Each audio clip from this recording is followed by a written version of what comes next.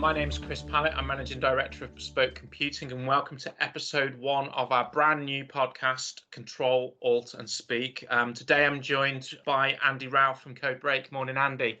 Morning, Chris. How are you? Yeah, I'm really good. Thank you very much. What have you been up to?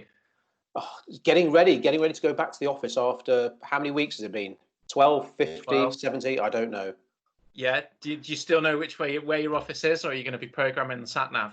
Oh yeah, I'll put the sat nav on. Yeah, if the car's still working. I think I've been in the car literally 3 times since lockdown. But the team are all been briefed. We've got all the safety things in place. So looking forward to getting back. Even though work has obviously continued, we're still able to do our job. It'll be nice to get the gang back together. Yeah, excellent. So we had on Monday, we had one of my guys. He hadn't been in the office for at least 12 weeks, and his opening remarks as he walked into the office, he goes, "Has that tree always been there?" So it's brilliant. Yeah, it should be good. So Andy, obviously you and I have known each other since the year dot. Mm-hmm. For the benefit of the listeners, tell us a little bit about yourself and Codebreak. Okay, so my name's Andy Rao. I'm 21 years old. For those who are listening on audio and not looking at me. Oh, the grey hair, lockdown hair problems I've been having. Anyway, yeah, I've been in marketing all my life, trained in nothing, as my father used to say. I run an agency with my co-director called Joel Stone. The agency is called Codebreak. We're based in Shrewsbury, but operates across the UK. In fact, we got clients further afield as well. We are a company's outsourced marketing department.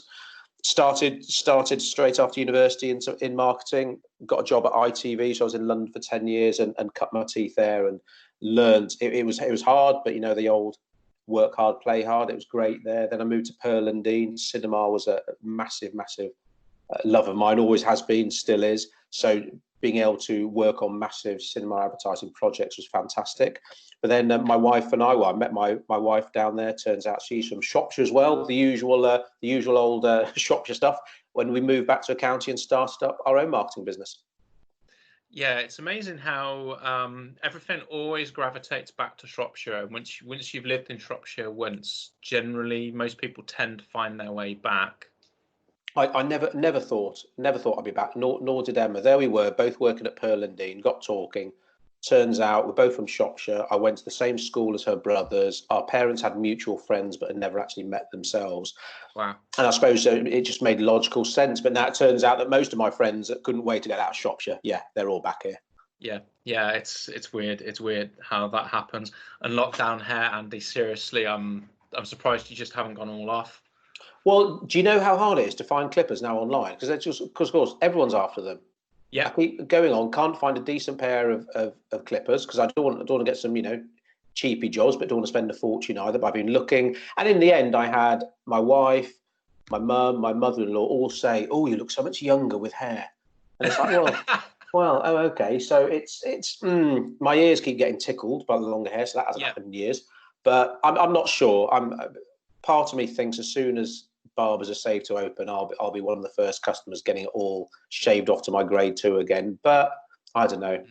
We'll see. I've got strangely attached to it, apart from it's depressing seeing how many greys there are now. Well, yeah. I mean, I'm only 21 like you, and sadly, the grey is plentiful. But roll on 4th of July, and the barber's opening. So let's bringing it back to marketing in your business. What is it that you love most about your role at Codebreak? I suppose I've always loved learning, and it's something Joel and I are both very keen to impress upon the team. And to be honest, you'd be very lucky to get a job at Codebreak if you're not always hungry to learn. So we wouldn't force people to read business books or marketing books, because some people, reading isn't their preferred medium of learning. It could be podcasts, it could be audiobooks, it could be watching YouTube seminars, whatever it is. If you want to be a part of the Codebreak team, you always have to learn. And I suppose digital marketing, it's such a fast moving environment. What worked 6 months ago for a client might not necessarily work as well now. And if you don't keep up, you'll just get left behind. So we want to make sure we're cutting edge, and that enables me to do what I love doing, which again is reading and learning, sharing that with a team to better help clients. And I remember reading a quote by Henry Ford. He said, anyone who stops learning is old, whether at 20 or 80.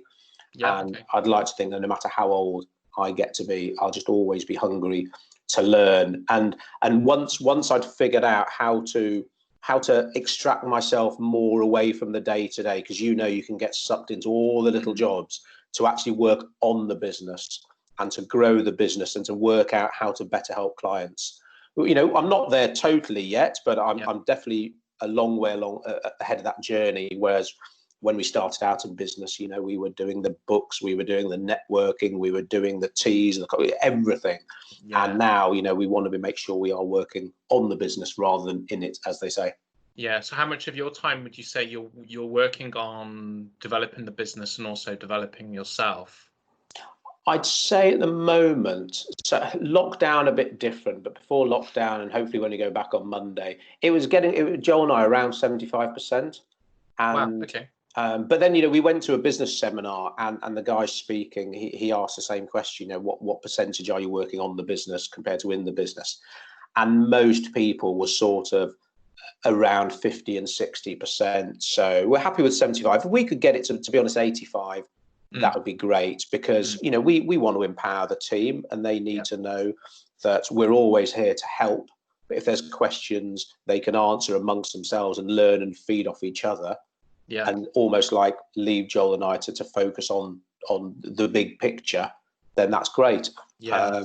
So yeah. So if we've got people listening and watching to this, and their team isn't as empowered, and they're not spending that 75% of their time working on their businesses, what if you could give them one tip to be how to empower their team to buy into that culture? Yeah, I suppose it's easier to go to the orchard, shall we say, rather than go to the barrel. So when we hire on attitude rather than aptitude. So if we can get the right people in the right seats to start with, it makes it a whole lot easier. Yeah. But in terms of encouraging people to empower themselves, to accept that if you want empowerment, you've also got to accept responsibility, which can be tricky sometimes, because without sounding like Uncle Ben from Spider-Man, if you want great power, comes great responsibility. But absolutely, pretty much everything I think for business and for marketing you need to know is there on the bookshelf. So whether it's reading books like the E-Myth, which are perfect for highlighting the difference between being a technician and being an entrepreneur, things like The Compound Effect by Darren Hardy, where little things done consistently can make a massive difference over time. I do believe that with the right attitude, everything is there to learn. And now, isn't a case of having to, used to be back in the day in the 80s, having to go to the library to learn. Now you can literally just, open up your laptop or get your phone out, go onto YouTube. iPad, Kindle, well, iPad really, Chris, but... Hey, I've got an iPad too. I know if we'd had this conversation a few years ago, we have had a few. What phone are you on now? iPhone 10s XS. Okay. When did you see the light? Probably. So I've been on the 10 for a year. I had a 7 for 2 years before that. So yeah, 3 years. Oh wow, right. Okay. Probably 3 years. But I've had an iPad longer. But that's that for me was about efficiency, because I would walk into meetings, I'd have my notepad and pen, which is great because I always took the view that I'm an IT person. I can walk into a meeting with as much technology as you want. But if you're then meeting with somebody that isn't necessarily so tech savvy, you've got that level of intimidation, which, that's not good. So I'd take the pad and pen. But then what I was doing is I'd spend an hour in a meeting. I'd then spend an hour writing up my notes.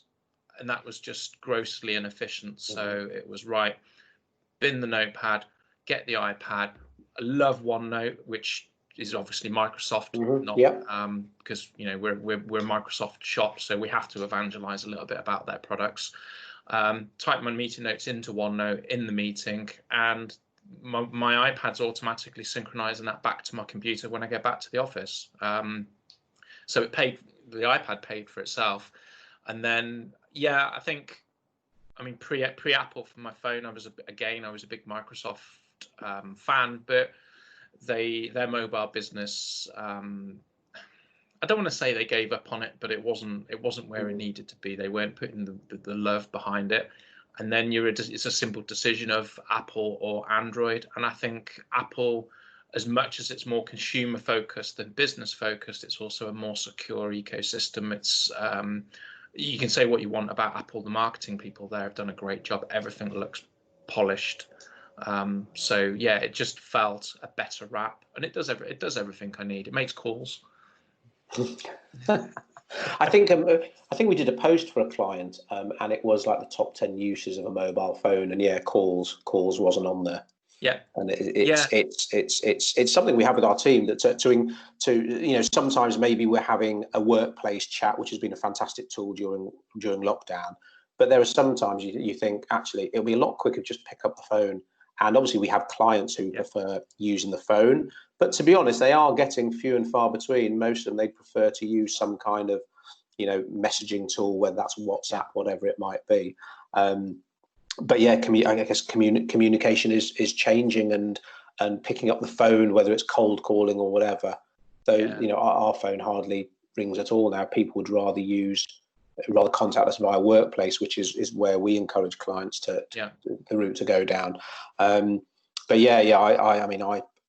iPhones, just big fan. We watched I know there's probably a number of films about Steve Jobs, but the Michael Fassbender one, whichever that's called, that was just a fascinating insight, how Steve Jobs was just single-minded about making sure it was Apple or nothing. So you couldn't just use any old lead with an Apple product. It was an Apple lead, and it was sink or swim. And obviously, ultimately, it sort of he won out. But it was a great film. And went to an entrepreneurs convention a few years ago where Steve Wozniak was the guest speaker, and that was mind blowing. That was brilliant. I mean, I got to be honest, he wasn't disrespectful about Steve Jobs, but he made it clear he was just a human being at the end of the day, and that how the two of them on their own maybe might not have accomplished that much, but together, they did a lot. Yeah, they've done well. It would have been good to have bought shares in Apple a few years back and just sit back and watch the money come in, wouldn't it? They've done all right. What's the story? So there was Steve Jobs, Steve was it, and there was another guy whose name I should remember, who decided it wasn't for him. So he sold his 10% of Apple stock or whatever, and took his thousands of pounds. And basically, if he'd kept hold of it, he'd be like a multi-billionaire now. Yeah, but that's the way it goes, and there's probably a few stories like that over the years, isn't it? You look at, it's the same with Microsoft, and you look at how well Bill Gates has done, and you think about what his inner circle looked like early days when, I mean, I think they started in the garage as well. And you think back to those early days, and if somebody just had that bit of faith, just hung in there rather than take the share, take the money and go. Yeah, absolutely. It's like people all saying they should have bought shares in Zoom like 4 months ago or whatever. But obviously, we use Teams and Zoom. Funny story about that. There's another company out there called Zoom that do something completely different, and they had to suspend trading because people were buying shares in the wrong Zoom. Oh, you're joking! What do they do? I can't remember offhand what they do, but there is another company called Zoom, and people were just buying the wrong stock, and oh wow, I bet they thought it was Christmas. Oh dear. So you made a comment about digital marketing, and digital marketing always changing. And there's two questions I'm going to throw at you there. I think one is traditional marketing. Is it dead, or is it going to grow? And then the second question goes back to the video that you and I did 2 years ago when you were filming your 6 of the Best series. The question there is, since we did that video 2 years ago, what's changed, and what do you think the next 2 years are going to look like?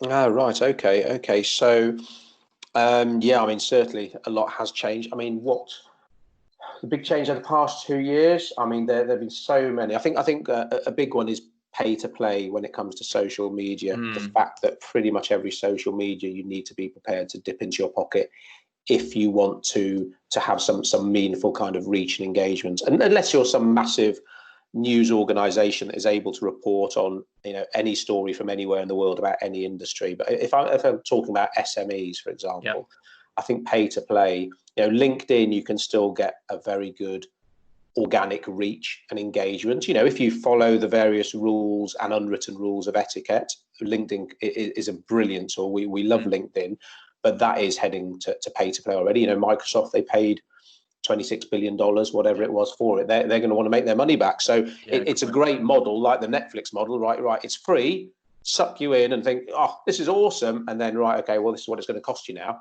And which Facebook obviously did very well. And rarely do I come across a UK sort of local business or SME that gets good traction on Facebook without having to pay for Facebook advertising. So that has been a massive shift. But you know, we are, don't get me wrong, we are huge fans of Facebook advertising. I don't think we've got a single client, regardless of their industry, where we don't employ Facebook advertising, because there aren't many mediums where you can target specific demographics for like literally 10 or 20p a click, or sometimes even lower.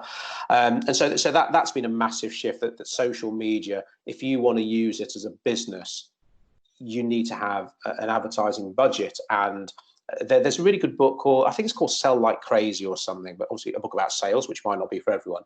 But it's by an Australian agency owner called Sabri Subi, and it's got some really great nuggets in. And one of the lines he says is that if you don't have the money to pay to acquire a new customer, you don't have a viable business. And it is, and I know from speaking to potential clients, sometimes that can be a bitter pill to swallow. You know, when Emma and I, my wife and I, started up our first business, you know, 15 odd years ago, we literally didn't have any money. It was eating, you know, bread and cheese, paying ourselves through petrol miles, walking into shops, driving to evening networking meetings, whatever it took to get the money coming in. So we had to put in all that shoe leather. So it can be done, but it can't be done forever. You can't rely on shoe leather for the rest of your life. You just burn yourself out. So, you know, I was doing like 100 phone calls a day, and that's, some people might love the phone, but I didn't want to be doing that the rest of my life. It's not sustainable, is it? It's no, you can't, absolutely. You'll get so far, but then you have to take that next step, and it's almost like growing up and evolution, isn't it? Yeah, absolutely. I mean, you know, a lot of people are talking about scaling your business now. That's almost become a bit of a buzzword, but it is like, I almost loved, you know, sometimes I do look back on those days where we were ducking and diving and stuff, but then I remember that, goodness me, it was 100 calls a day. It was getting doors slammed in my face, and I suppose if you are selling, you have to get used to rejection. That's fair enough. It's just not very nice when you're knocking on like the 50th door of the day and you get it slammed in your face or shouted at. Soul destroying, isn't it? Yeah, absolutely. But you know, we had to do it, and if we hadn't done it, we wouldn't have had a business. But when the money starts coming in, to then reinvest it back into the business, and you know, both you and I, I'm sure we've seen a lot of businesses that, say in the last recession, part of the reason they had to shut up shop was that all the money that came into the business went out of the business, and when the recession hit, it was like, oh yeah, we've got no resources. And so investing into marketing, you know, we've seen a lot of that in lockdown, whereas sometimes, you know, lockdown happened and you've got business owners that stop everything, and you've got we've got other clients who some of them even spent more to protect their business, to ensure they had a business to come back to. But so Facebook ads, fantastic tool. But yeah, if you're on Facebook as a local business and you choose not to use Facebook ads, or you haven't got the budget, whatever the reason, you're missing a massive trick. And I think that's been a massive change since we recorded the last podcast 2 years ago. Yeah, and I think I've always been skeptical about Facebook ads, but actually I think the proof in the pudding for me this year during lockdown was using it as a recruitment tool, and we weren't drowning in candidates, but the quality was exceptional. And you know, the proof's in the pudding by recruiting Beth, who I think she's going to be coming kicking and screaming to a future podcast. But the proof in the pudding is there is actually, and that goes back to attitude versus aptitude. And her attitude is fantastic. And you think that was probably what, a 30p click on Facebook to get that. Yeah, to get an absolutely fabulous resource. And yeah, absolutely investing in a downturn in the market, invested in marketing, absolutely got to do that. Yeah, it's difficult because I mean, you know, I appreciate some people don't like Facebook, they don't like Mark Zuckerberg, they don't like the privacy concerns. But sometimes, you know, as a business owner, you have to make commercial decisions. And if there are opportunities where you can hit your target audience, i.e., not waste money hitting people who are never going to buy off you or refer business to you, if there's another form of advertising where you can reach those people for, like you say, 10, 20, 30p a click, then brilliant, you know. So that has been, that's been a massive shift. And then I think you said two things. I mean, I'd say probably video or podcast. That's almost three things, I suppose, isn't it? But videos and pods. A business doesn't have to do a podcast, but it probably will get to that point if they've got expertise and information to share. But if a business isn't using video now, it's got to the point where they are missing a massive trick. Yeah, well, we've just started the Ask Chris series. Brilliant. So I think we've recorded. I think we might have recorded up to 10 little video clips now. Nice. And I was in the market in Shrewsbury on Saturday and socially distanced bumped into somebody that I've known for years on the business circuit, and I haven't spoken to them for a while, but straight away it's like, yep, it's in the videos you've been doing, really, really good. I keep trying to think of a question. So, you know, it's getting seen, it's getting the traction. Obviously, shameless plug there for more questions. We do need more questions to answer, but that's a new thing to us. We've never done that before, but it's been received really, really well. No, I've seen them. They're brilliant, and it's you are doing what a lot of business owners don't want to do. I mean, you know, we know there are some people who don't like having their photograph taken, so getting them in front of a video camera is just not going to happen. Yeah. And all we do with our clients is advise them. And it might, you know, the business owner, maybe he or she doesn't want to do it, but they've got a manager in the team that is more than happy to get in front of the camera. Yeah. But someone needs to get out there because, you know, I suppose we talked about Facebook ads and it could be 10, 20p a click. Yeah. If you put budget behind a video on Facebook, you're literally talking 1 or 2p. Yeah. So, video is brilliant. You know, there's no real tech barriers anymore, I guess. If you've got a decent quality smartphone and maybe some kind of, like, you know, handheld like tripod thing or whatever, you know, if it's just you to camera, you probably don't even need a microphone, and it's just practice and seek constructive feedback, because all your friends and family will probably tell you you're awesome and they wish they had the guts to do it. But you need those honest people in your circle who will take you aside and say, did you realize you swore, or did you realize you and all the time, which someone told me when I started doing videos. And it was like, no, I didn't. I you know, I've watched my videos back, but I didn't pick it up.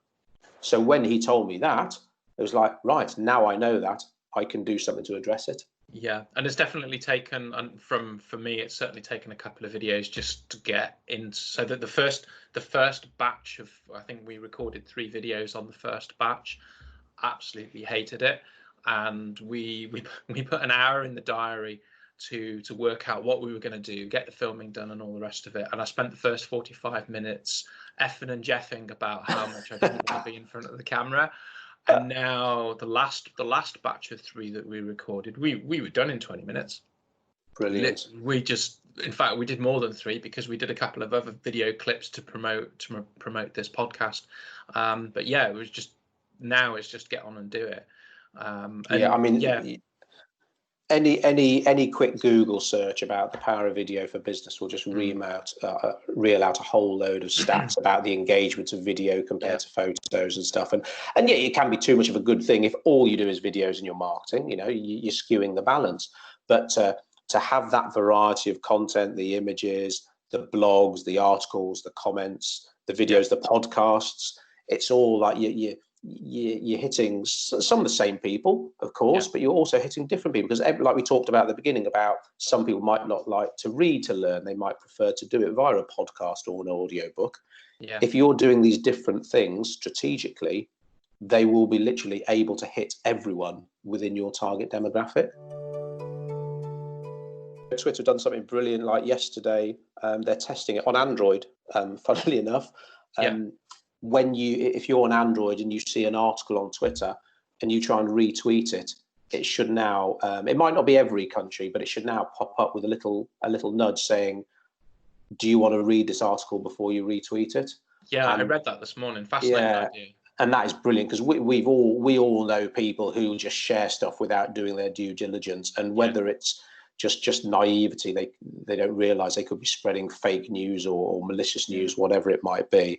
So Twitter, doing great stuff, but I still think in terms of effectiveness for SMEs, there might be other options. So I'm not sure what's going to happen with Twitter in the future. You mentioned traditional media. I think, press advertising has been up against it for years, because it's so expensive. It's so pretty much unaccountable. It doesn't have to be. If you've got an ad in the paper with a unique promo code or a unique phone number, a call tracking number, you can have some kind of handle on what it does. And of course, from a brand awareness point of view, to reach thousands of people, great.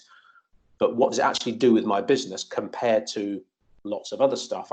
They're just fighting a losing battle, and they definitely need to adapt. Like television's had to adapt. Like when you got things like Sky Smart now. When you see an ad you and your neighbour are watching the same program, but the ads you see might not be the same as your neighbour. That's working really well for Sky, and that's powerful stuff. So if Sky know that you're a dog owner, they want to serve me a pet food ad, okay, that's great, but not the guy next door because he hates dogs. That's where television, that's where some kind of traditional media is adapting.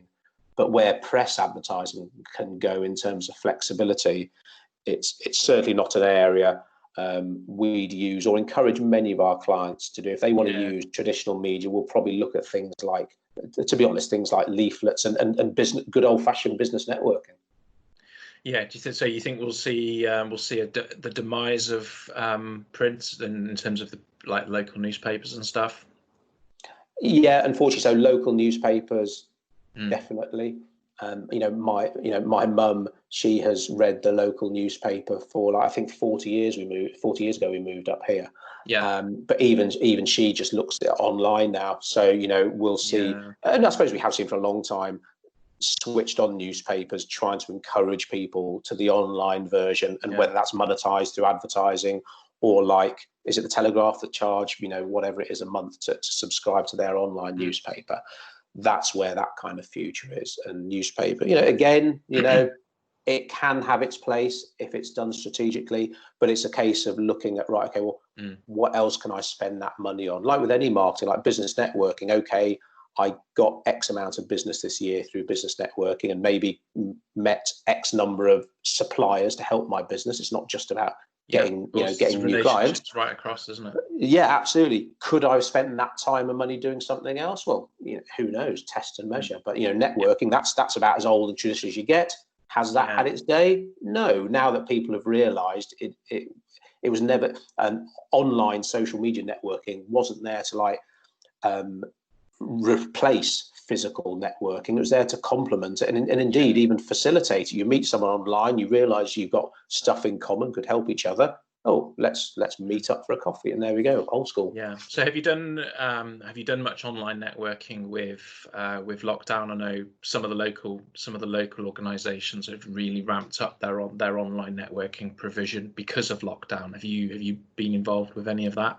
I've definitely done more one-to-one online networking. I mean, with the team, again, we use Workplace, so we communicate via Workplace video pretty much every day.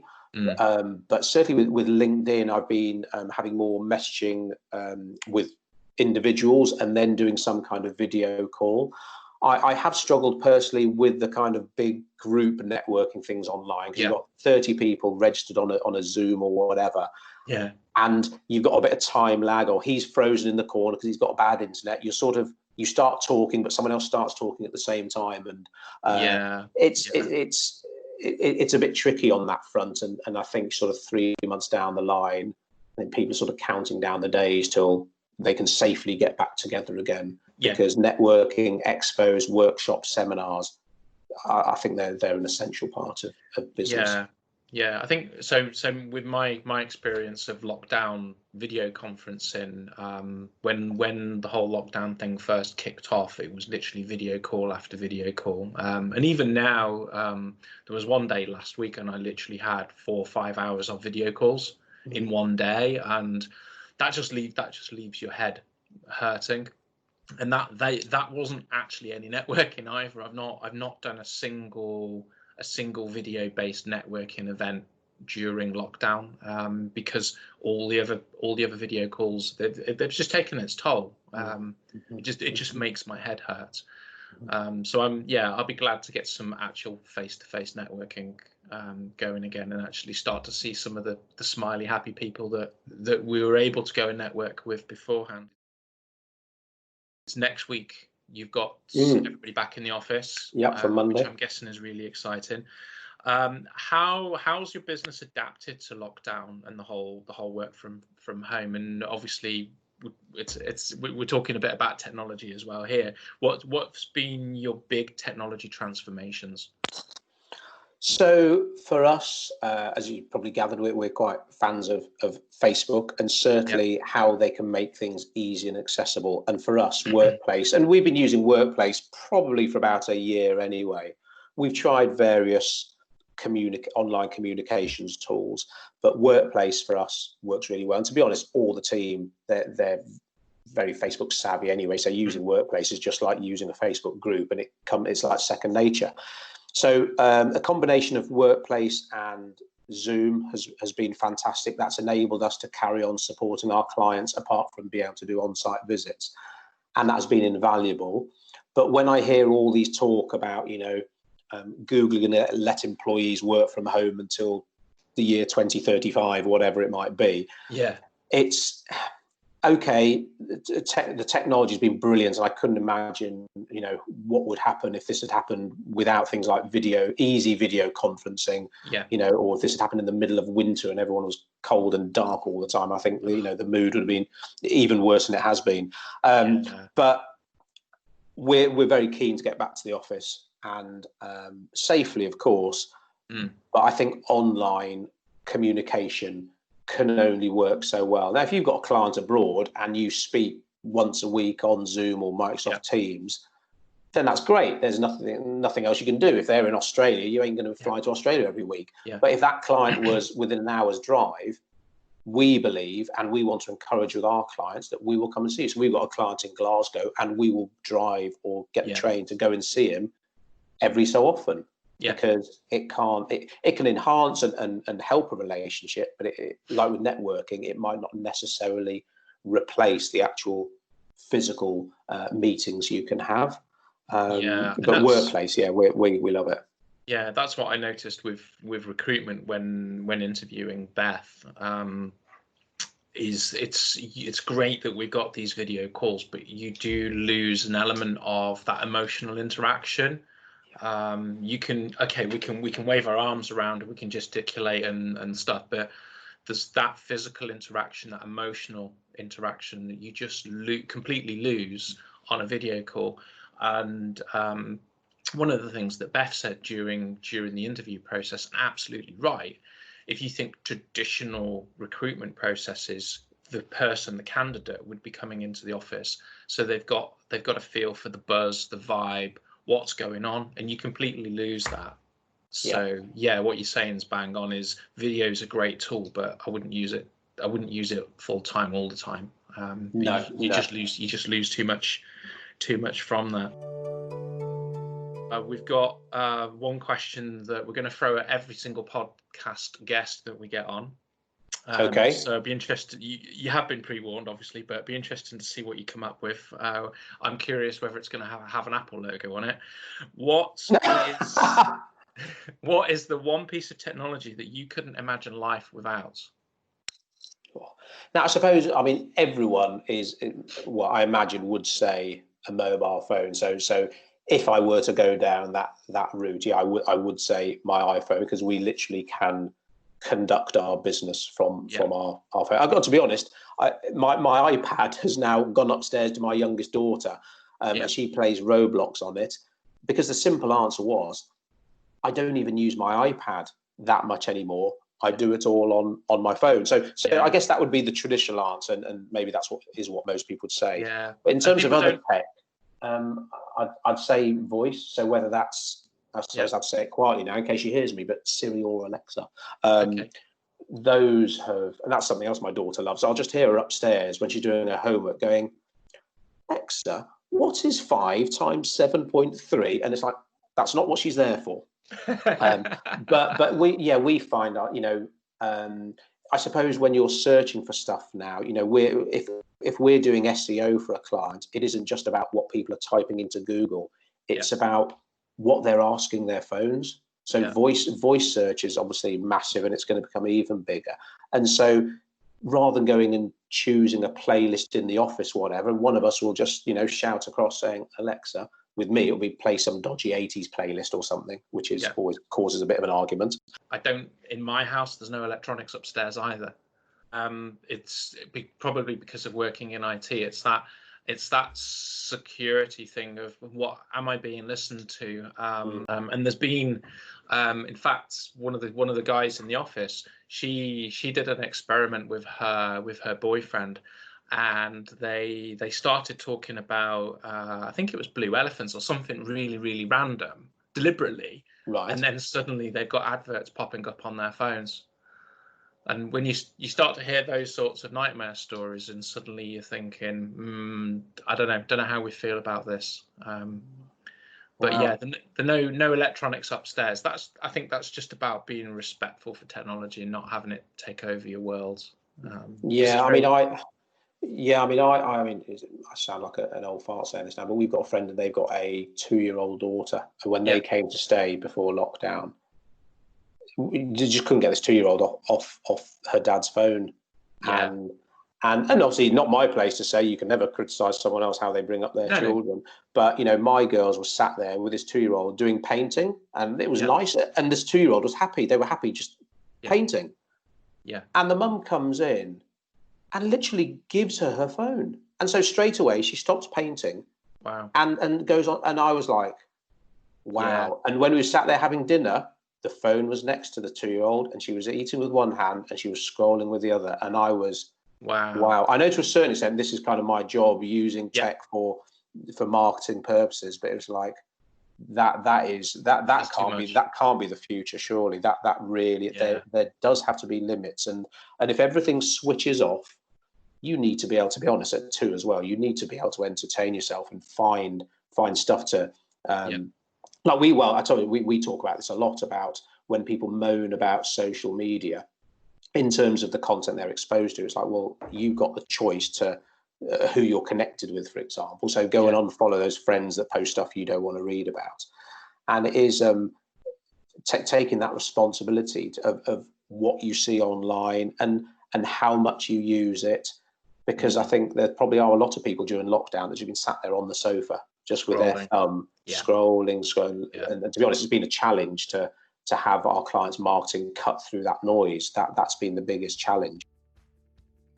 Thank you very much for coming to be a podcast guest on episode 1. Episode 1 of Ctrl Alt Speak, which, for the old people that remember Ctrl Alt Delete, there's obviously a play on words there. If the people watching and listening wanted to find out more about yourself, Andy, Codebreak, how can they do that?